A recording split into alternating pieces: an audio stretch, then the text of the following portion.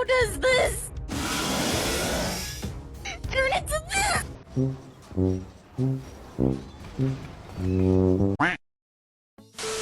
This is going to be a little bit of an unscripted video. I kind of just wanted to talk a little bit more about my passions and kind of give you guys some more insight into me. And as I was thinking about something that I can talk about literally all day, that's the Legend of Zelda series. This video game franchise literally changed my life. When I played that as a kid, like I feel like my mind opened up so much more and like I could kind of think critically. I feel like as a child, you really have got to instill that learning aspect in them very early. They have puzzles, they have Sudoku, they got reading, writing, drawing, all sorts of stuff to kind of unlock that part of their mind to kind of explore more and learn more. But for me, that was video games. My dad owned the Nintendo 64 and I had the pleasure of playing Legend of Zelda Ocarina of Time. And I can remember spending countless hours playing this game and diving into this medieval world. I feel like my love for history and literature and just writing in general really came from Legend of Zelda.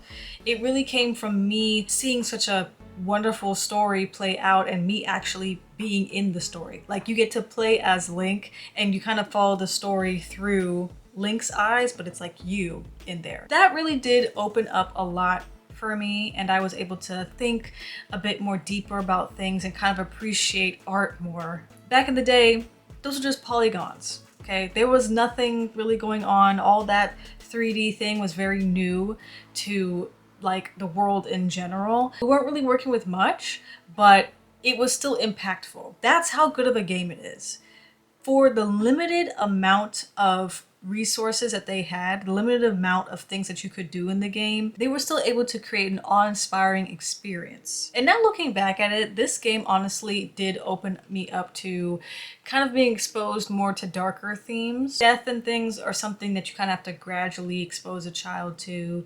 Darker things is something, you know, you kind of have to work your way into. Legend of Zelda was kind of like my gateway into like real world problems. Seeing themes of death, people wanting to control others, people greedy for power. You were able to experience that through this game. Now, this is something I was kind of thinking about as I got older, but I really don't think the age rating on Ocarina of Time was right because it's rated E for everyone. Because it was polygons, they wanted to be like, oh, you know, this little cute little cartoon violence, or whoever was rating the game probably did not play it all the way to the end, because you would actually find there's a lot of themes of death, and there was like even blood in some cases. That is freaking blood.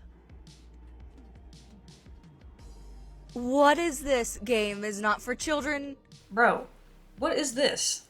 Is that not the most scariest thing that you've ever seen?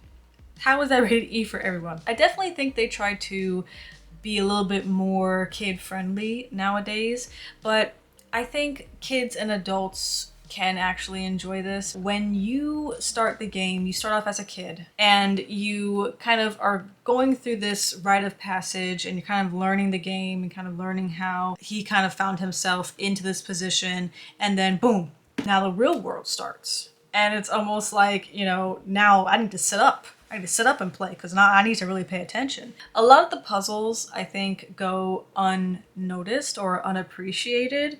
Like, you know, obviously as a kid, I did not like definitely the water temple and that little hidden room that you, if you weren't paying attention and watching very closely, you could miss it. The puzzles were a gateway to kind of working my brain a little bit, helping me to get a bit smarter.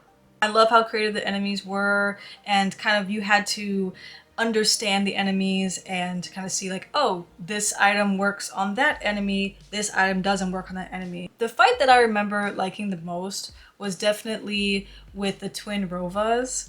Like the use of the shield item, that's like chef's kiss. It's just so nice that you can actually, you know, think with your brain and utilize, hey, I just got this item in this temple. How can I use it to defeat the boss? And then it comes full circle towards the end of the game. And this is kind of common for the Legend of Zelda series. Use a culmination of those items to defeat Ganon at the end. Is Ganon when he turns into like the pig creature self or like some demonic monster?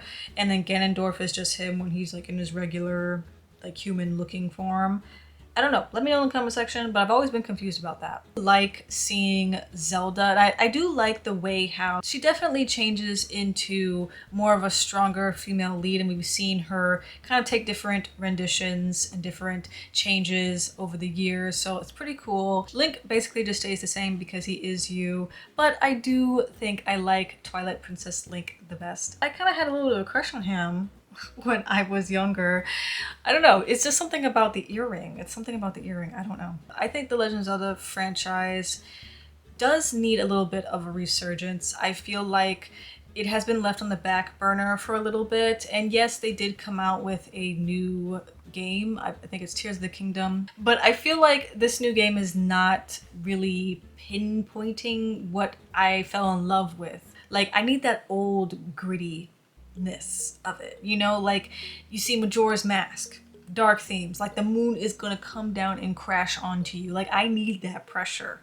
Okay, Ocarina of Time, Ganon is going to destroy the world. I need that pressure on me. But these new installments of Legend of Zelda is more so like a little bit lighter. I feel like I think it does definitely kind of play a lot into the lighter things. I'm not saying that dark things aren't happening in that world, but I do think that it's just a little bit less gritty. And I'm also not liking the whole entire tech thing. Like, why is Link on a bike? I don't like the durability of the items. Literally just give me the Master Sword. They wanted Legend of Zelda to be a little bit more open world, and I think that's cool and all, but I kind of liked to be guided through some things. Like, having too much free reign in a Zelda game is something I'm not really used to. If you think that you just started playing the game and within an hour that you'd be ready to fight Thunderblight Ganon, you're wrong. I made the mistake of trying to go up in there and thinking I'm gonna fight him, and he literally beat the heck out of me. I honestly just feel like this franchise is just not as popular anymore. I don't know what it is. Like, I feel like back in the day, Zelda used to be like a big thing. So I kind of want Nintendo to kind of, you know, get back into pushing Legend of Zelda, because that is, like, to me, the best franchise for a video game. That's it for this video. Hope you guys enjoyed it. Leave a comment in the comment section down below. Why is Legend of Zelda such a great game for you if you are a fan of the series? And do you think that Legend of Zelda has died down in popularity over the years?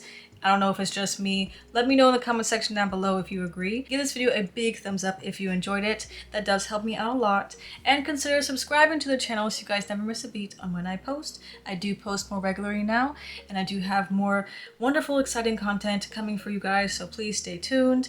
And yeah, with that, I will catch you guys in the next one. See ya!